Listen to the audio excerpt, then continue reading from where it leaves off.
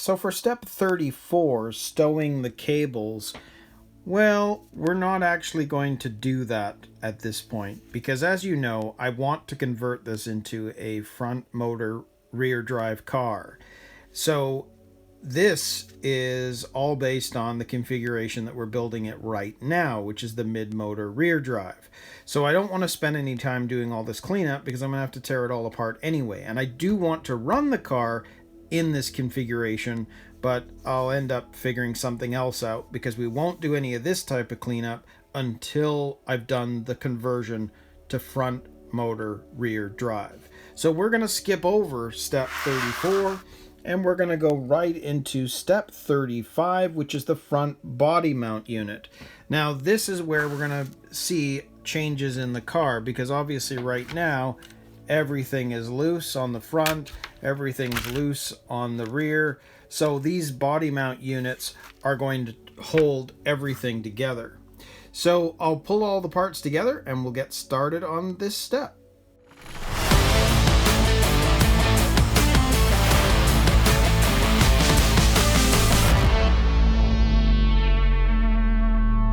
So for step 35, the front body mount unit, well, it's kind of cool the way this is all going together. So there's a lot of different pieces to this.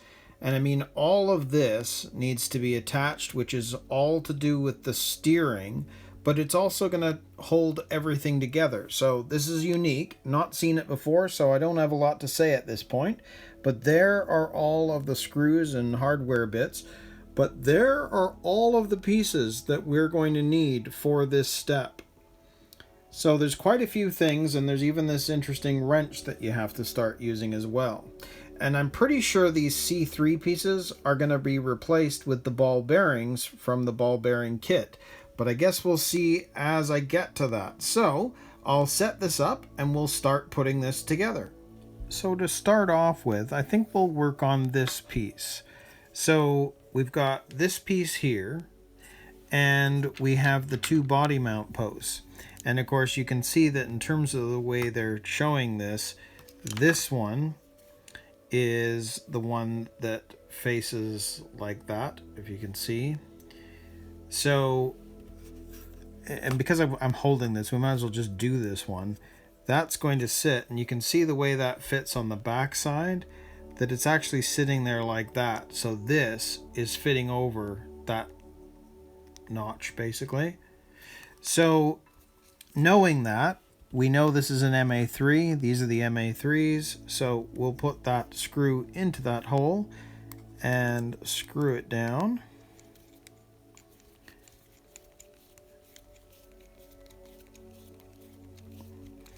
Now, I'm not going all the way. I could, but I'm not going to. I'm going to put the other side on first. So we can see that that is going to go that way. Actually, I'll do it this way so that I can put that on.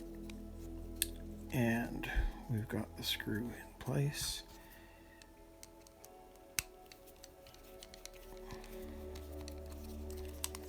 So if I turn this around,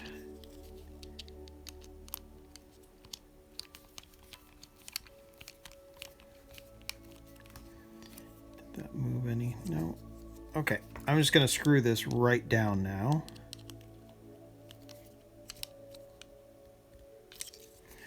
And same thing with the other side. And this is the hard plastic. So you know that when you get the screw all the way down, that it's in. And I mean, these are the soft plastic. So again, you don't want to over tighten because you are screwing into the softer plastic. But I do want to make sure that they're tight enough. So I'm just doing like a final touch. But ultimately, that's what it's going to look like. So that is finished. So I'll just put that to the side for now. Now you can see here the A6 piece, which is this one here, and you can see that in terms of the way that is shaped, it looks like that. And I don't think it's going to matter which side you use, it's both the same. And you can see that we've got a couple of ball connectors that need to go onto this. So I'm going to put one on there. So we'll grab our box wrench. And again, the way I like to do that is put that on there first And then we're going to screw that in, kind of get it level. Looks like I actually got it level right away, so I'll just continue to screw that in. Now the A piece is hard plastic, so when we get to the end, we're going to know we're at the end. Not much farther to go. There we go. And so same again on the other side.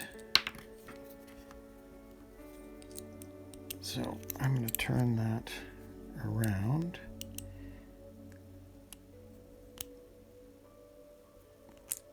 And I mostly got that level, I think, right off the bat.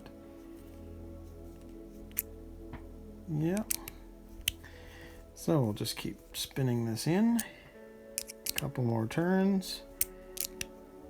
Yeah, we're at the end. So there is that piece complete. So that part is done. And you can see here that we've got the two pieces here, D8 and D9. Now, I already took them off the parts tree, so you'd think, uh-oh, well, am I going to get them confused? Well, no, I'm not, because the way this is done, you can see that in terms of the positioning, this sits up like that. So that's what it's going to look like. So it's raised at that end, and we've got a ball connector that's got to go there again. So let's do that. So we're working on this one here. We know that there's a ball connector. So just make sure that's level, and yep, I've got that level. So we'll just keep turning that in. Yep.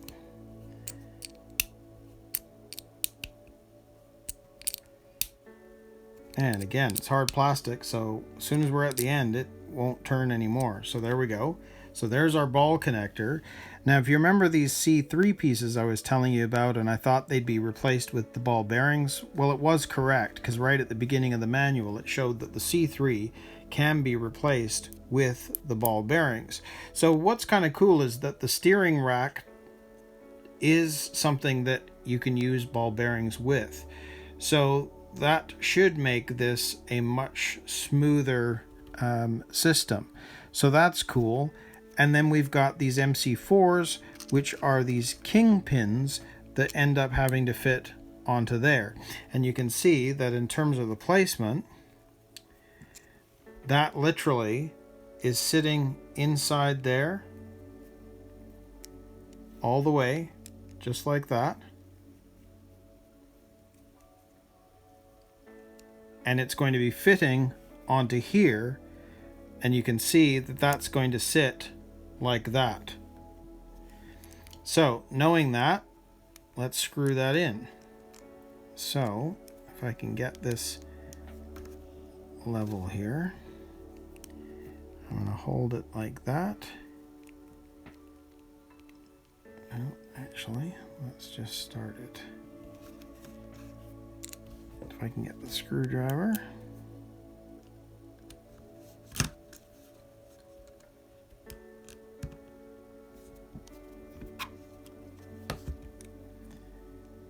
And that pretty much is level. So I will continue to screw this down.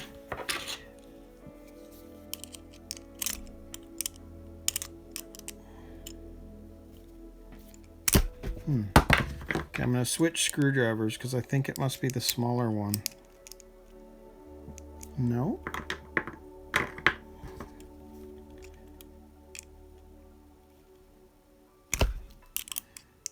Doesn't seem to want to grab the same. It is correct.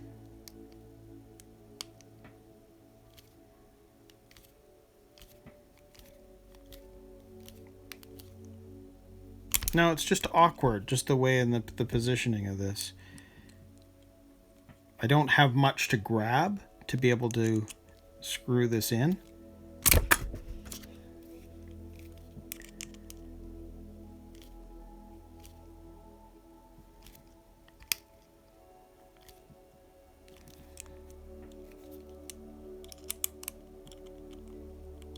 there's not a lot to grab. That's half the problem here.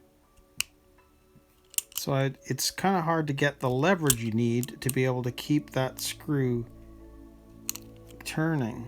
So what I found is that once you've got this in mostly the way down, it's actually going to be easier to hold this down and do it this way, because then you can use the plastic part as a base so that you can then use your screwdriver to turn, and it's a lot more level and you can get a lot more leverage doing it this way.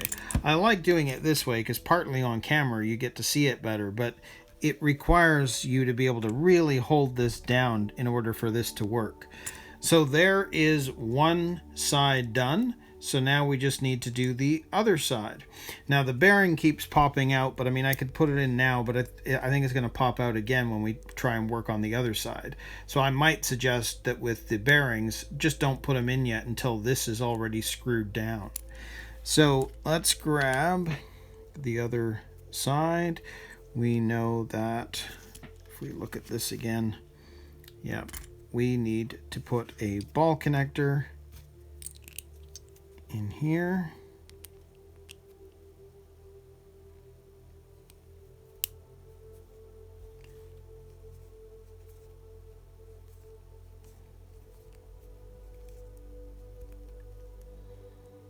Almost there.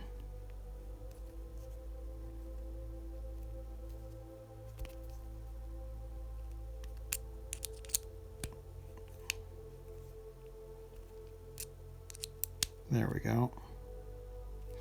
So that's all the way in. So then again, we've got to work on the kingpin, which is going to sit in there like that. And we're then going to attach it to this side. So if we try and match that up, we know that that's got to sit like that. So I'm going to see if I can start it this way,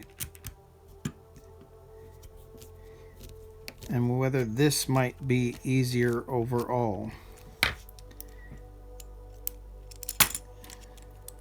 Yes, that's gone in pretty level. So I am actually going to hold this on the both ends and then screw this down on the ground basically, because that's going to go in way easier than trying to hold it. It was better for camera, but this isn't something I can do without the screwdriver wanting to keep slipping out of the hole. So we're just going to keep doing it this way, making sure we get that on.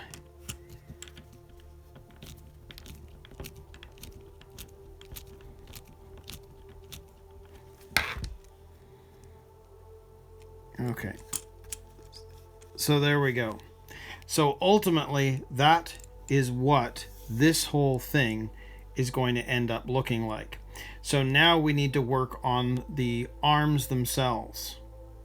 So one last thing before we do that, I'm going to pop those bearings in where they should go, because ultimately that's what you're going to end up with in the end once those bearings are in place. So that becomes the finished product. So I'll put that one aside now so we can work on these arms.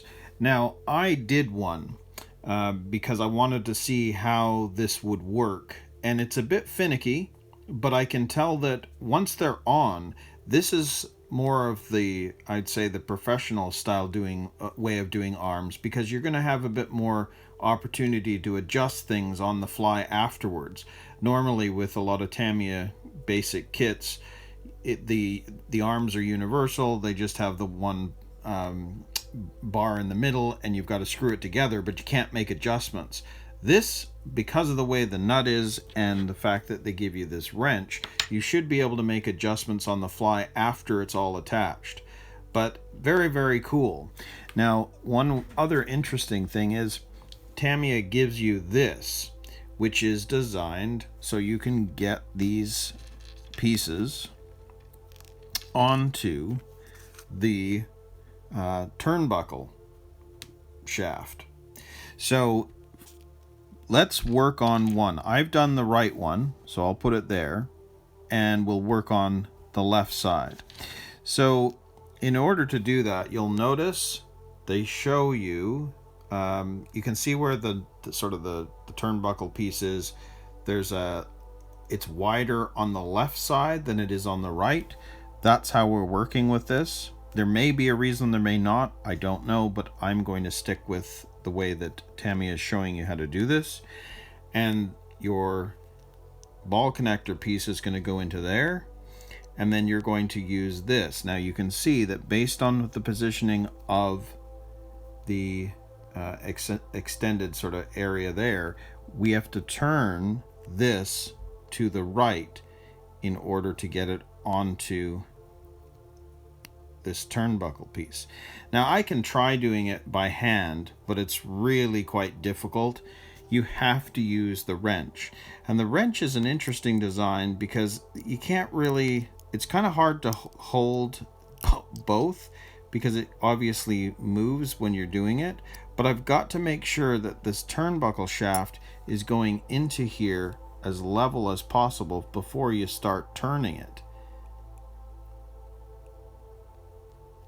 And of course that's what's going to happen, because the initial attachment is important because of that very thing. We want to make sure that that is going into it as level as possible. Now you can see there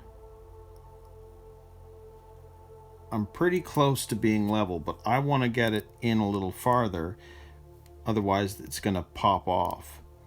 So and I've already done it, so like I said, it's a bit finicky putting this together. So I'm just gonna put that in there, hold it, and turn. Now I know it's not going to be totally right. See how it's not level? I need to be able to get that level in order to be able to turn that in more, and I more or less have, because basically I'm getting the threads inside so that there's something solid, but then I can actually pull or move it around to where I need, so that the next bit it should be able to just screw right in. So let's do this again. Grab that piece there, and we're going to turn.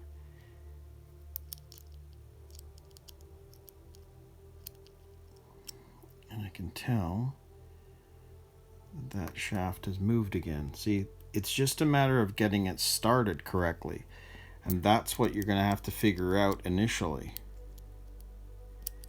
because it wants to move around.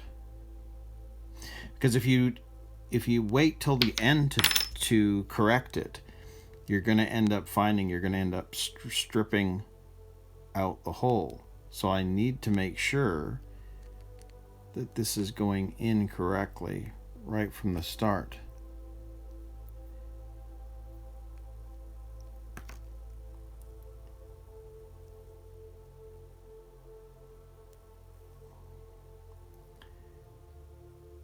It's getting closer. Let's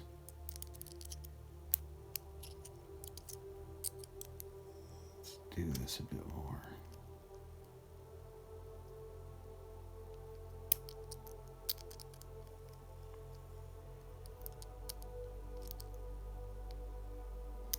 See, that nut or the turnbuckle piece has to stay in the wrench, but in order to hold it, it's a little difficult.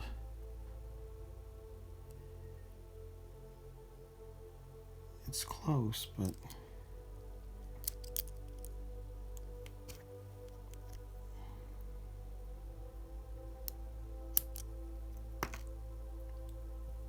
I just want to make sure that I can get this as level as possible. So you can see there, it's slightly off still. Once you get it, it works, but you're working with sort of miniature pieces here, so it's kind of hard to get it just right. And I want to loosen it off just enough that I know I can move it around, and that looks correct. So let's try this again. So we're going to turn this on, or spin it on.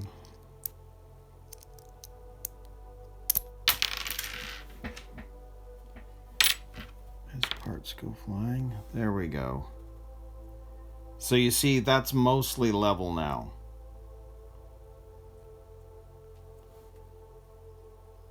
But I don't like it. I want it a bit more perfect than that. So I'm gonna have to ease this off again.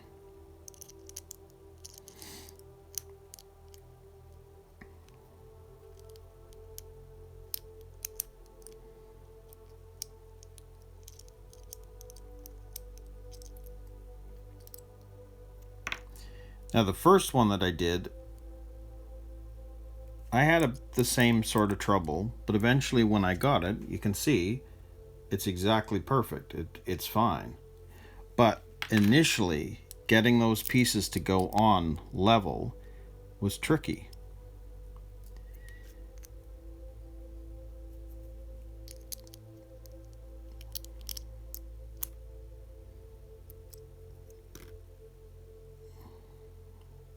It's mostly correct, but I think that's tilting a little bit more. Okay, so let's screw this in a bit more here.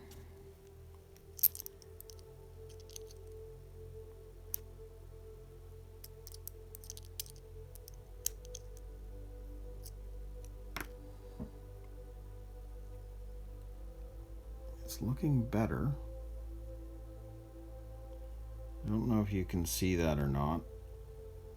It's better.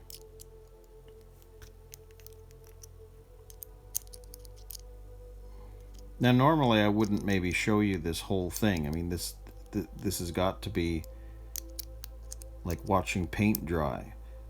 But I think you're gonna find you may experience the same issue. And you're gonna want to do this correctly to begin with. Otherwise this will get, you know, you're not going to be able to build this properly.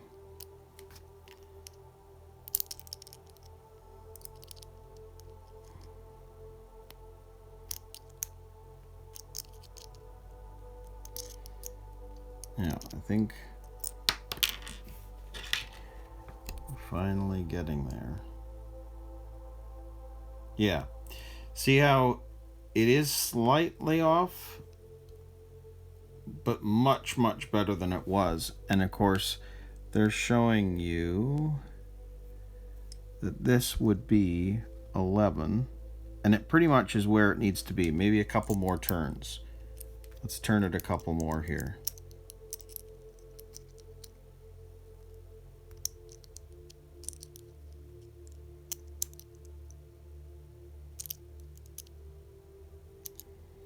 I can make final adjustments after.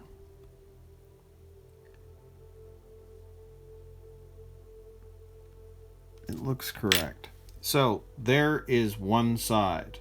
So now we need to do the other. So again, we're going to try doing this.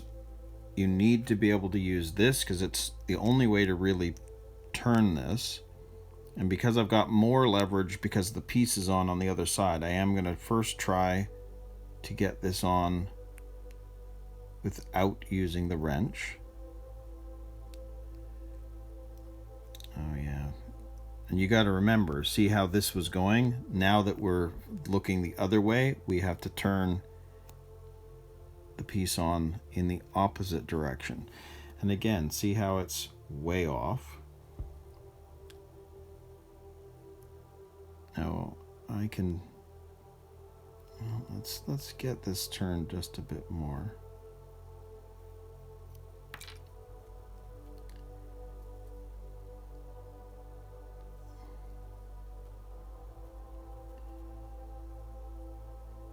Now it's actually better because I was able to get it on. Now it more or less has gone on exactly how we want right at the start.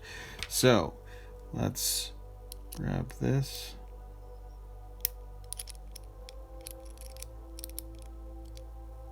And turn.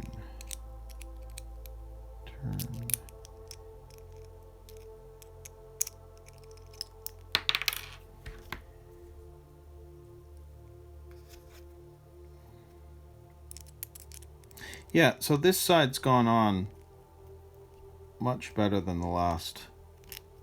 If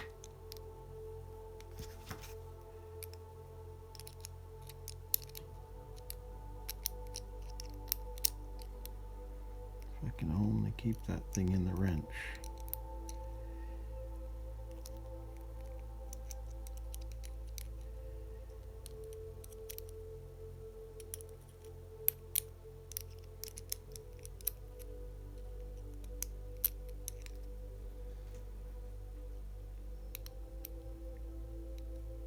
Come on. There we go. So there you go. See how that is now level? And that came on much, much quicker. Now if you look at that, it is at the 11 millimeters. And if I grab a ruler, we can do a double check here, but in between it needs to be 11 millimeters. So from the edge to the edge, which it is, if you can see that there, that is the 11 millimeters. So that means that's done.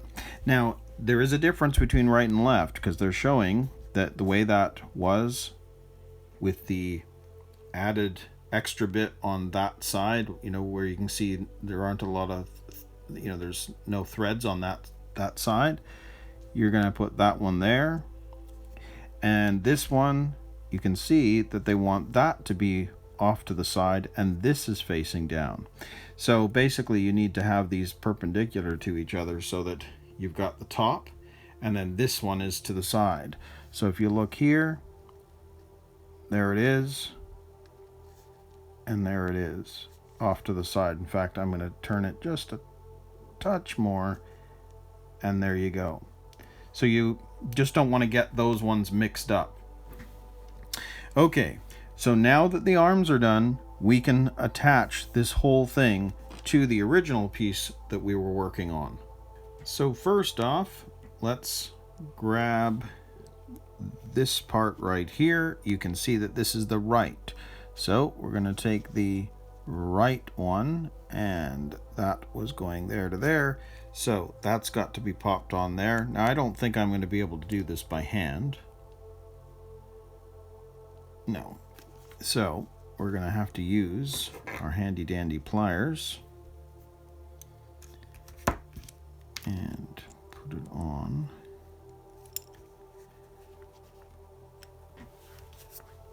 Use it this way and just do it from the side, because that'll pop it on.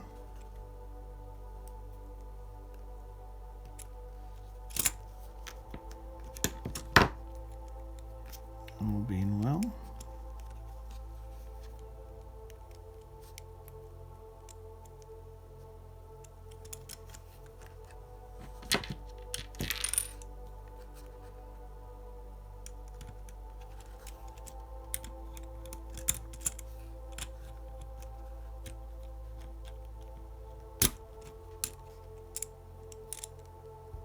There we go. There's one.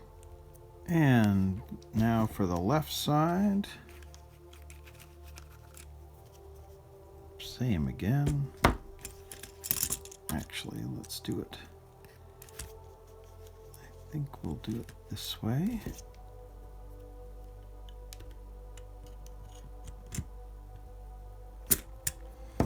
There we go.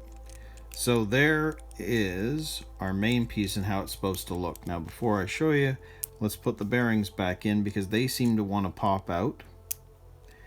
So ultimately this is what that rack looks like. Get that in the right positioning. That's what it's going to look like. So now we can attach it to everything else. So as you can see, this piece here, and if we angle it backwards like that, just as you see here, it shows that there are two bearings that go on there. And if this was the plastic bushings that come in the kit, you would grease them. But because this is ball bearings, I'm not doing that. So ultimately it's going to look like this. And then these are going up through here. One there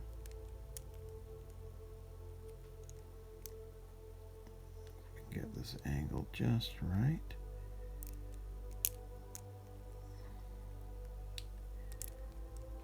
They have to go up at the same time, hopefully. Yes. The bearings are quite loose on this for some reason, so they like to pop out. But ultimately, there you go. There's the underside. And then, of course, we've got the top. So it's interesting. This whole apparatus has 4 bearings. There we go. So that's all the way in. And so that's ultimately how the steering mechanism is going to work when the rod is pulling and pushing that. So now that that's done, this is positioned that way, and this is going to fit onto that hole. So from the underside, you can see that those 2 pieces are going to fit inside those 2 holes. So we can put it together like that, just like that, and you can see how that sits. And now we take our MA3 screw and we're going to attach it with just the 1 screw in the center.